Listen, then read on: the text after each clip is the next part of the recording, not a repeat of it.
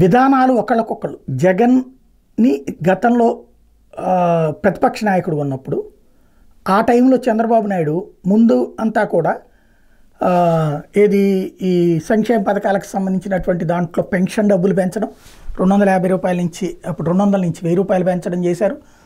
ఆ తర్వాత అన్న క్యాంటీన్లు తీసుకొచ్చారు. మరొక వైపున రుణమాఫీ, రైతు రుణమాఫీ, డ్వాక్రా రుణమాఫీలో కొంతమేర, డ్వాక్రా అయితే చేయలేదు, రైతు రుణమాఫీలో కొంతమేర చేసుకొచ్చారు. ఆ తర్వాతన అది పూర్తిగా చేయకపోవడం, డ్వాక్రా రుణమాఫీ లాంటి ఇష్యూస్ పక్కకి తప్పించడం కోసమని ఎమ్మెల్యేలని అవతలకి తీసుకోండి. లోపు ఓటు కోట్లు కేసు వచ్చినటువంటి నేపథ్యంలో ఎమ్మెల్యేలని, వైఎస్ఆర్ కాంగ్రెస్ పార్టీ ఎమ్మెల్యేలని చేర్చుకునేటటువంటి యాక్టివిటీ చేసుకొస్తూ తద్వారా ముందుకు వెళ్ళారు. అంటే ముందంతా డెవలప్మెంట్ యాక్టివిటీస్ చేసుకొచ్చి అటు అమరావతిని ఎంపిక చేయడం కానీ, పోలవరానికి సంబంధించినటువంటి ఇష్యూస్ కానీ ఇవన్నీ చేసి చిట్ట చివరిలో ఈ రాజకీయపరమైనటువంటి ఇష్యూస్ చేసి దెబ్బతిన్నారు.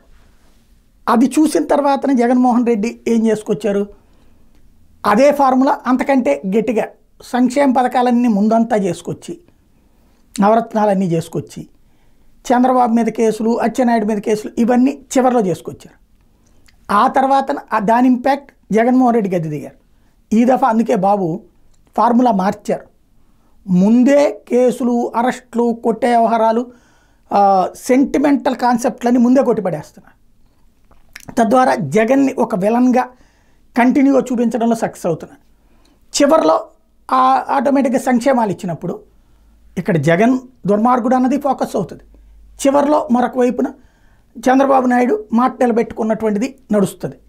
తద్వారా సంక్షేమాలు చివరిలో ఇచ్చినప్పుడు జనానికి రీచ్ అవుతుంది అనేటటువంటి ఫార్ములా, అంటే కంప్లీట్ భిన్నమైన ఫార్ములాతో ముందుకెళ్తున్నారు.